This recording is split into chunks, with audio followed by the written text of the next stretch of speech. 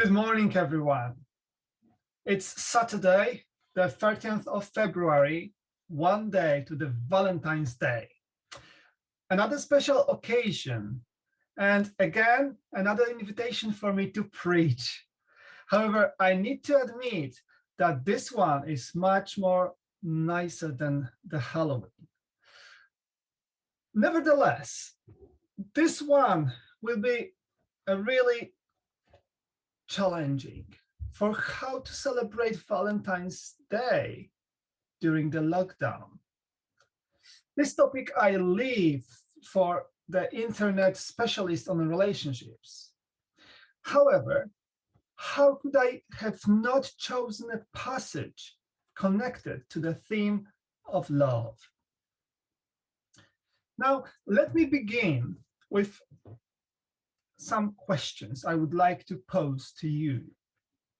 And we are all sincere Christians, so please be honest in your answers while you think and reflect upon the questions. Have you ever prayed for the gift of prophecy for yourself? Have you ever prayed for the gift of prophecy? So this was the first question. Now the second question, you ready? Have you ever prayed for the gift of wisdom? And the third question, have you ever prayed for a gift of tongues?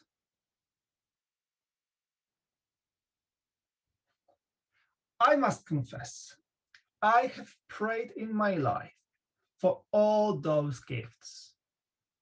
You know, we have some difficult contemporary issues in the church, and I came to the conclusion that the gift of prophecy is needed again.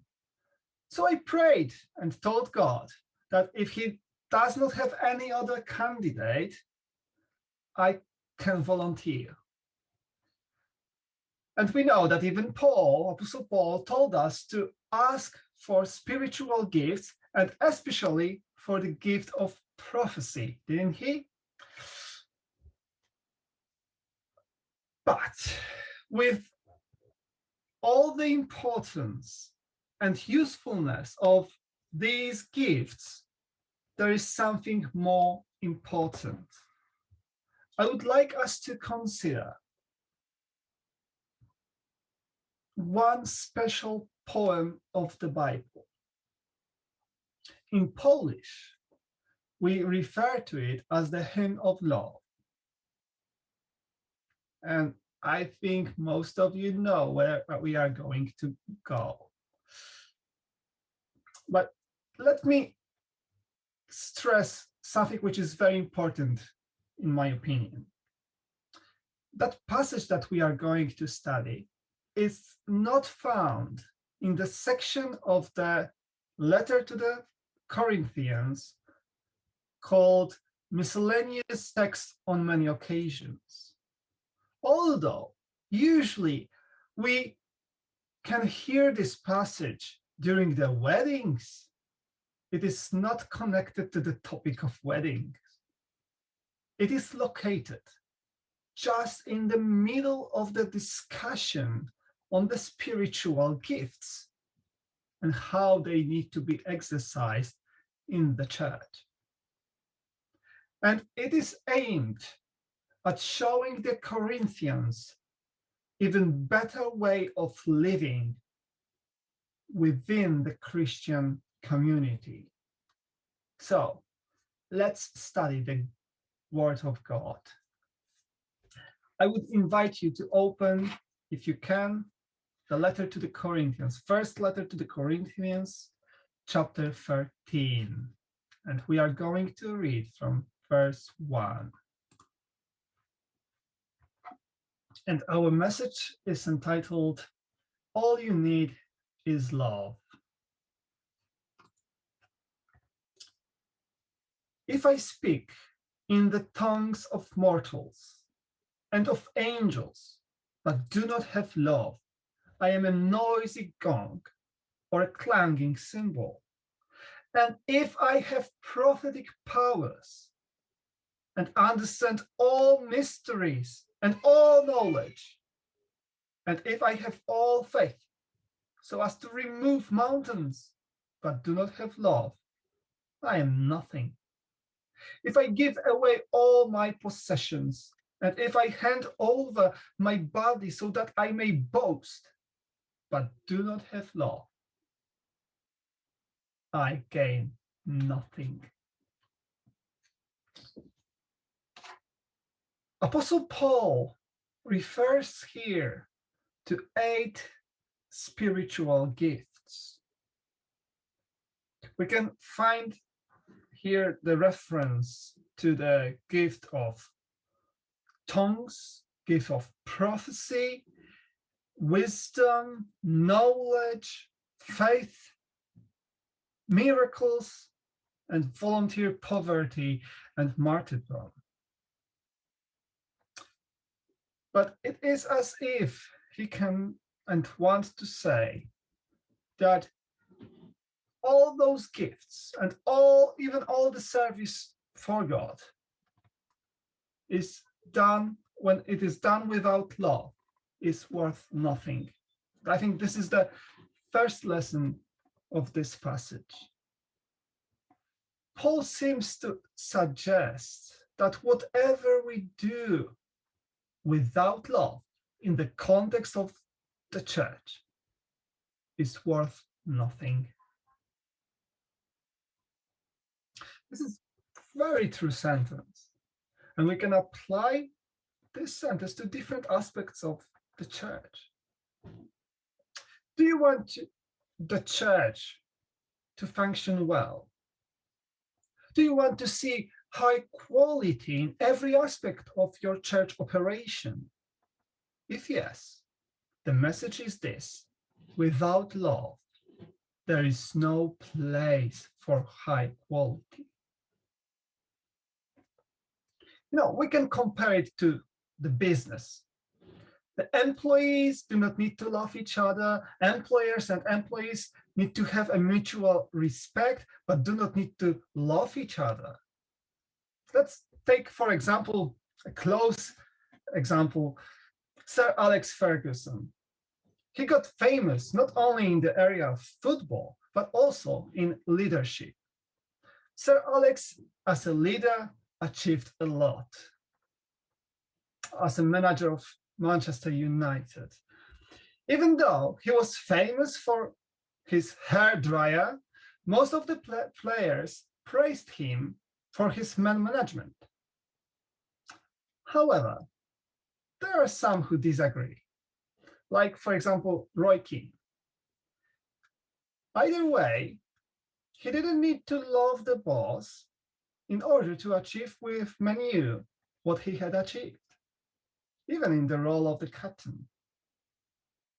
Therefore, in the business, you need passion, creativity, a good idea, hard work, listening to the decision makers, and that's it. But it is not the same with the church. The church is not a company.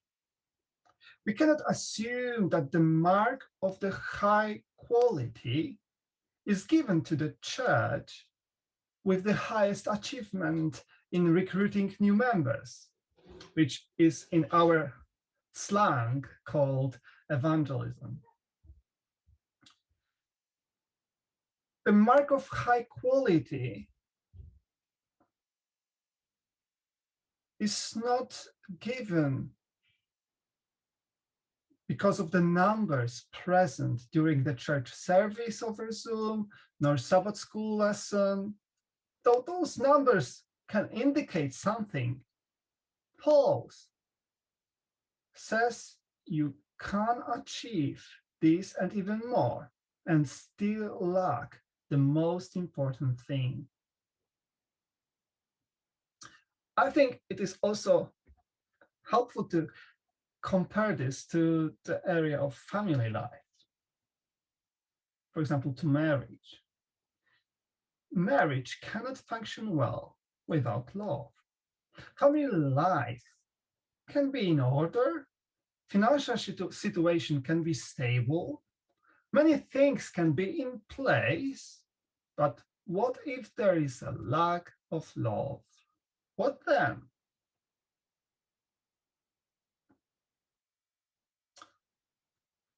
Why is that so? Why love is something that is so indispensable for the whole Christian experience? Why cannot the church nor a family exist properly without it? Paul hasn't answered that question so far. However, he emphatically expressed an idea that the title of the Beatles song captures well. Paul seems to shout, all you need is love. Just to use some illustration for our pastor who is specially attached to Liverpool. So let us keep reading in order to know why love is so important. Now we will start from verse 4. Love is patient. Love is kind. Love is not envious or boastful or arrogant or rude. It does not insist on its own way. It is not irritable or resentful. It does not rejoice in wrongdoing, but rejoices in the truth. It bears all things, believes all things, hopes all things, and does all things.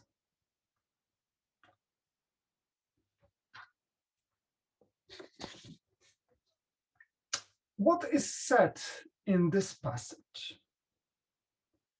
What we can find here? We can see some characteristics of love. More precisely, how love looks like in practice. So how the text describes it? What kind of emotion it is? Love is when you can't go to sleep. You constantly are thinking about this one person. Love is when your legs are soft, like made out of wool. It's like having a plane flying in your belly, right? Emphatically, no. It is not this sentimental love we can see on the romantic movies. So what is love, according to Paul? When we look closer at those characteristics, we can see that those characteristics show that love is the way we treat others. Love is the way we treat others. When you read those characteristics, we can say that they are a perfect description of God's own character. We can just, instead of love, can use God. God is patient. Yes, he is. God is kind. Oh, yes. God is not envious or boastful or arrogant or rude. God does not insist on its own way. God is not irritable or resentful. God does not rejoice in wrongdoing, but rejoices in the truth. God bears all things, believes all things, hopes all things, and does all things. Yes, it matches perfectly well. However, this text is not about God. It is about characteristics God wants to grow in us so that we could represent and resemble him in our own lives. So when I read this text, I want to know if I have love, if I possess these characteristics. So what should I do in order to know? If love is the way we treat others, I need to look how I treat others. Then I will know if I have love. Let's say that I want to know if my church has love. So what should I do? I need to see how my church treats each other, how people in my church treat each other. If I want to know if my family has love, I need to look how the family members treat each other.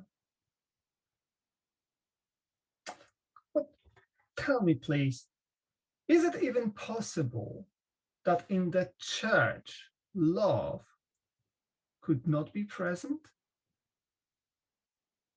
If there was a situation like this, it would mean that this church may be called a Christian church, but this local congregation would not be a church of the disciples of Jesus.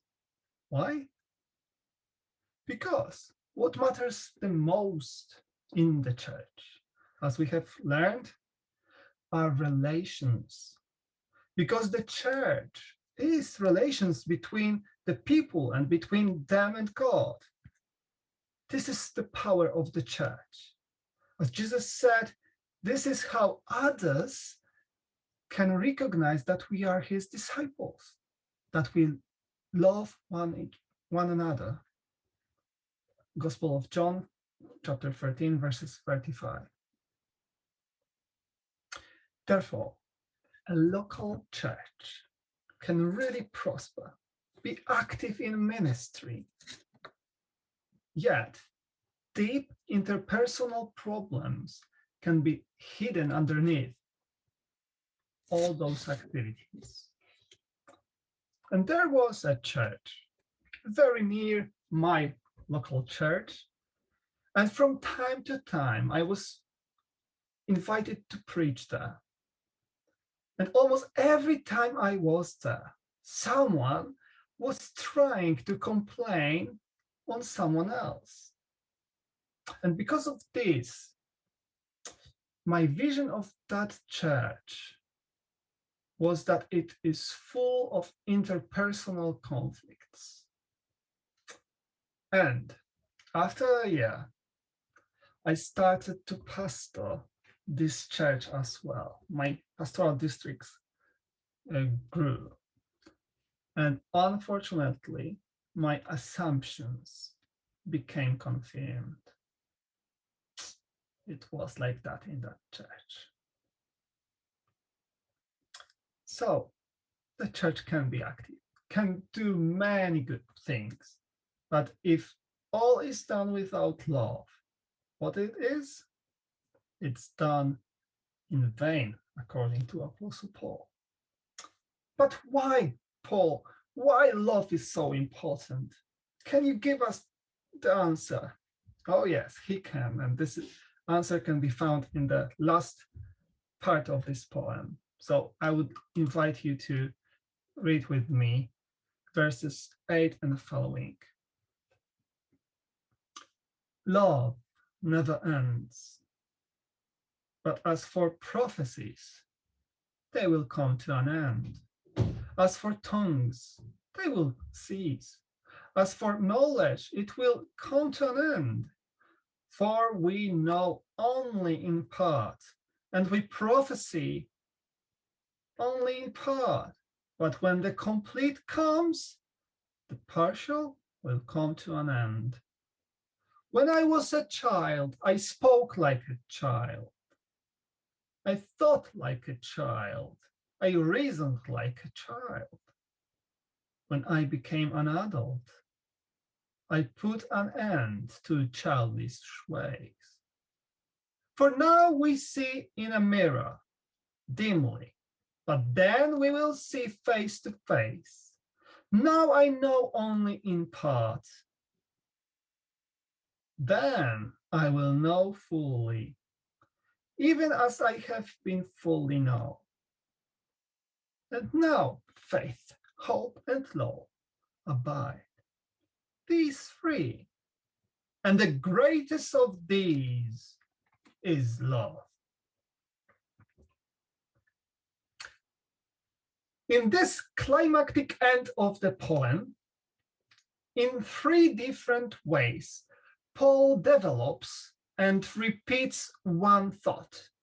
Here, he compares present experience with the past in order to show eternal nature of love. And this is the answer for the question why love is so crucial. It is highlighted even in the structure of the passage itself. Let me show to you this. This kind of poetic structure, it is called chiastic structure, which is the form of parallelism. And this parallelism links the first thought with the last, the second thought with the second to last.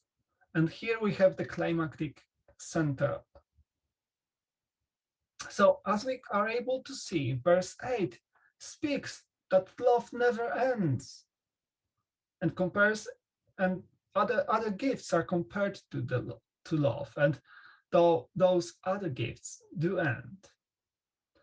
And this thought is repeated in the conclusion of the poem, saying that the greatest is love. From three values of Christianity, this is faith, hope, love. The last one, love, will endure forever, will never end.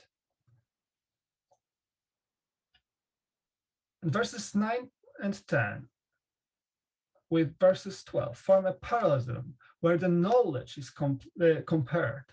And it is characterized that now we can know only partially. The knowledge is incomplete. And there is an expectation that later on in the future it will be complete. And again, in verse 11, there is this comparison between childish things of the past and maturity of the present. So when the Bible compares times, it very often it speaks about the future hope.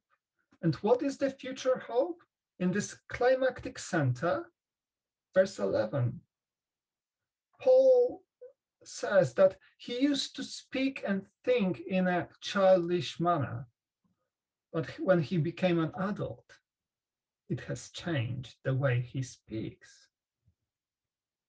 And I would like to suggest to you that this center compares spiritual gifts to childish talk, and love is portrayed here as a mature talk. So the lesson from this is love is important because it starts now and lasts forever.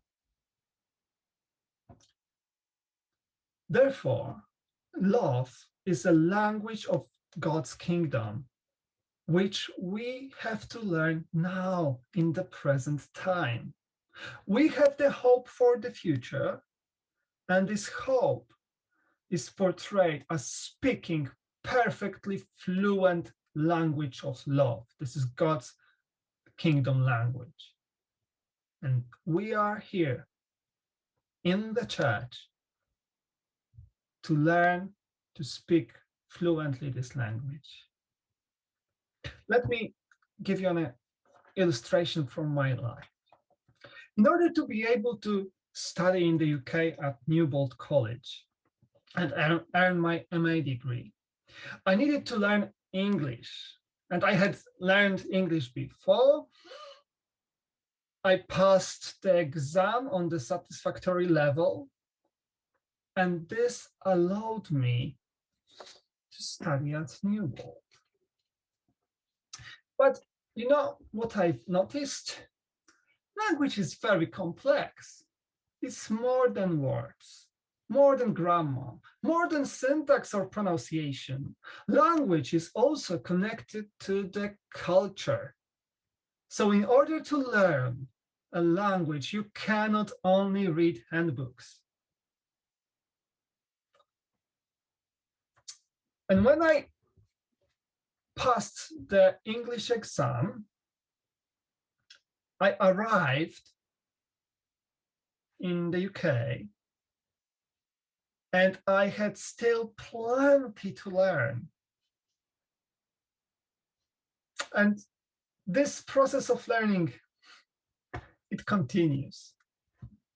I needed to learn back then, 7 years ago, but also last year when I came back to the UK, I landed in Manchester, and just on the airport, I got on the bus, bought the ticket, and the lady who was the driver referred to me, my love, and I was shocked. I had wife. I didn't feel anything towards her. I hadn't suggested anything. Very soon I learned that this is how people talk to you here up north. This is the part of the culture, of the Macunian culture. And you know, in the same manner, we are to learn love in practice. Actually, it is hard to learn love only through reading the Gospels. Yes, we can read about beautiful picture of Jesus and how love is embodied in his way of living. But in order to learn the language, you need to practice it. You need to put your knowledge into practice.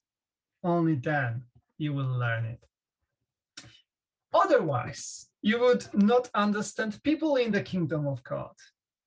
There will be people who will speak only in the language of love.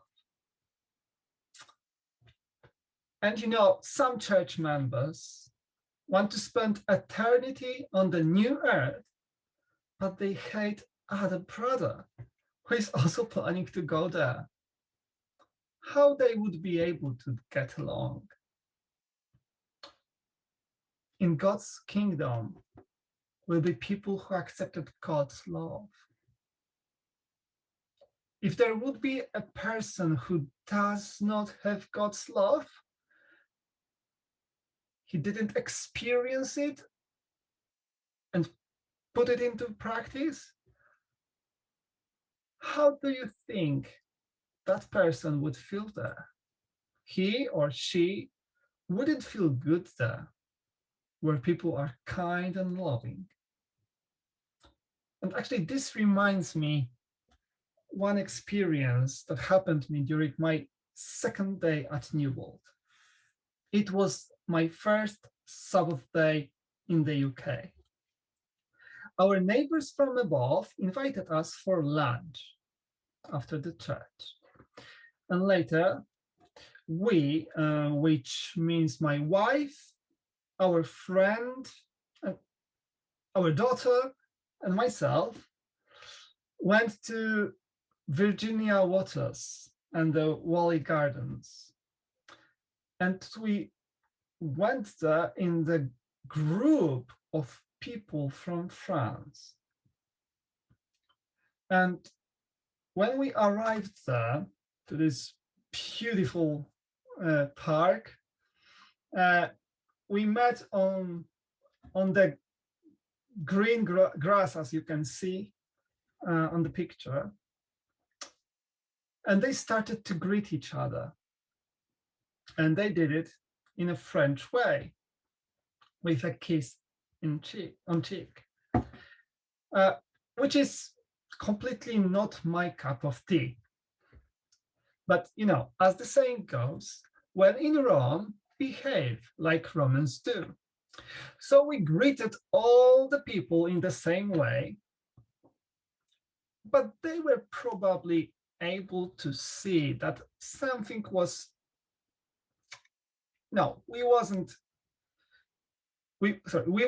used to this way of greeting. And they started teasing my friend and me to greet ourselves in the same way. And to my surprise, my friend replied, "In fact, I have a double citizenship, Polish and French." And having said that, immediately he kissed my cheek.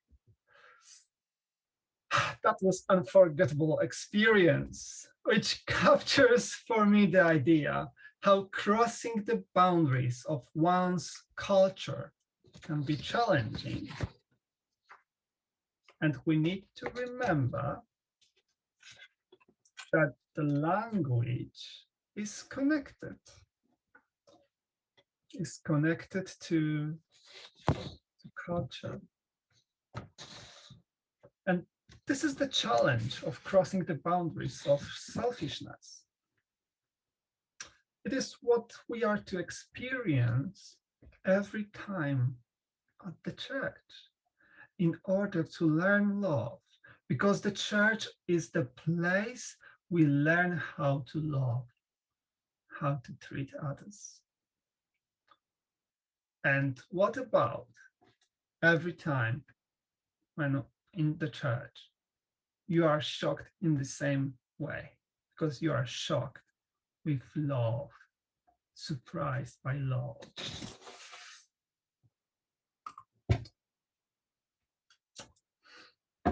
The church is school of love. However, during the challenging time of pandemic, we need to seek ways in which we will maintain the relationships within the church.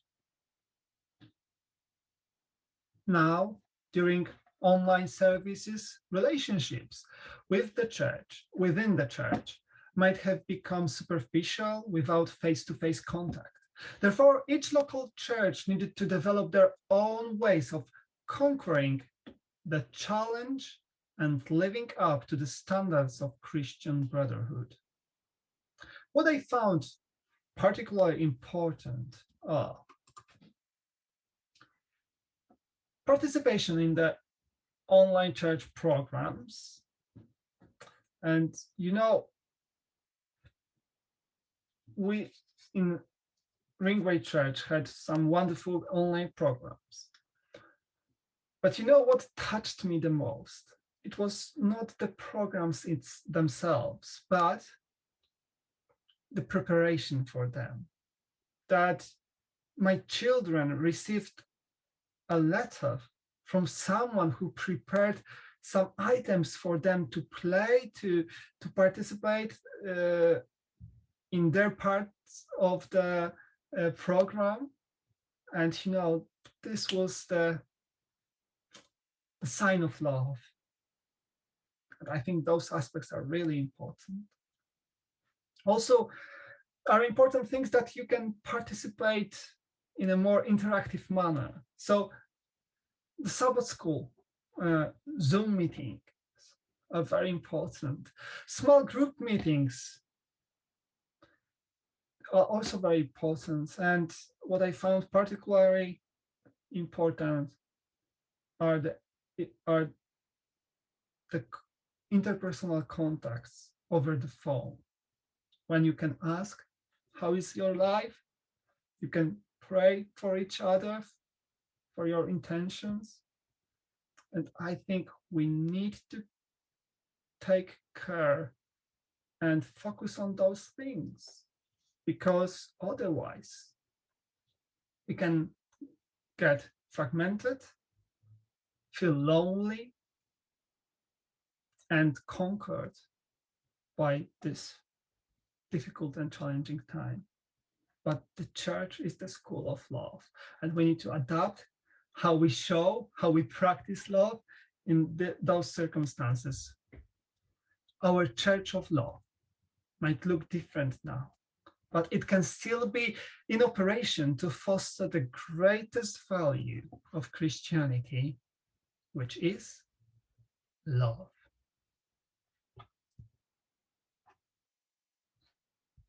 Because all you need is love.